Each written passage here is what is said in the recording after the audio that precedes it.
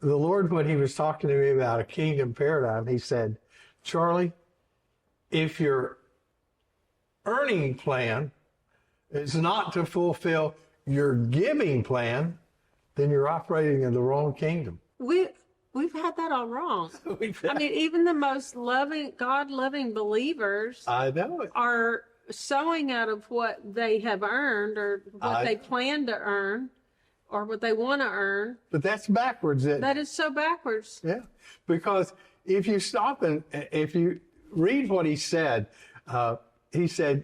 give and then you receive. If you give, then you receive. Now, are you seeing that? Yeah. And then he said, not only is that important because of knowing how that operates, that paradigm and that dynamic, he said, give and it will be given unto you.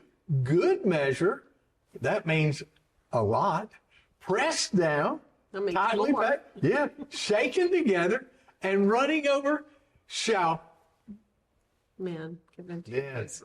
See, that's where God brings that value to us. Shall men give to your bosom? For with the same measure that you give shall be given unto you. I wonder how many people, I've taught this all over, I wonder how many people have a giving plan. You see, when the Lord gave me this so many years ago, I start in just before Thanksgiving, and it usually takes me until after the new year. And I write down everything in my family's life, my business, my health, our ministry, and everything. And I say, Lord, what are you saying to me about next year? And some things he says to me takes over for 2 years, 3 years, 5 years. But I take that, and when I get through, it's usually 40 to 50 pages. Wow. And I'm saying, Lord, what are you saying that you want to do in my son's lives, in my grandkids' lives, in my life, in friends' life? What are you wanting to do in our business? What are you wanting to do? And along with that process comes a funding need. And when I say that, I say, okay, Lord, I'm believing you for it. And my purpose is I try to read it. I've actually got some material that you could get that I'd be glad to furnish for your viewers where they could see how to do that giving plan. Because if you don't have a giving plan, your earning plan's in vain. Wow. My mind is going a million different directions, but when you say paradigm, just now I saw it like building a house. Yeah. When you say paradigm, that's like the frame, the structure. Right. But when you start to sit with the Lord about your children, your grandchildren, your wife, who's beautiful, and y'all are amazing. When you sit down to talk to the Lord about his desires and expectations, it's like he's building the beauty of the house, the insides, and then he starts funding all the things coming into the house. The word says he's the architect and the maker and the builder of our lives, but we don't give him time to build and to architect and to furnish. Yeah. He says he's the furnisher. Yeah. You just explained how to make that scripture. Absolutely. This is the difference between religion.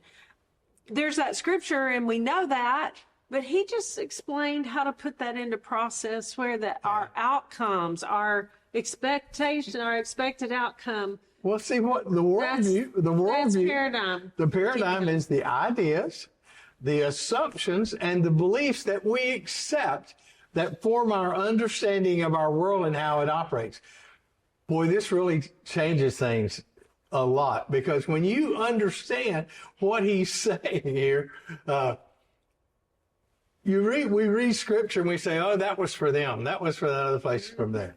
You know, the paradigm, Jesus modeled the kingdom paradigm when he was on the earth. He perfectly modeled the way his government operates. How did he deal with sickness and disease? He healed them all. Isn't that what it says? Mm-hmm. How did he deal with shortage? He multiplied what was there so that after the need was met, there was more left over than they had begun with. The loaves and the fish, the wine at the wedding, and the widow's oil. So it doesn't require what you have in your hands. No. That's just seed. Where did the fire come from? the fire by night and where did that come from? It was a kingdom paradigm that was engaging what they were doing. What did he do with lack? If you don't have what's necessary to complete your kingdom assignment, what did he do? He always engaged heaven's realm and brought it to the earth realm to meet the need.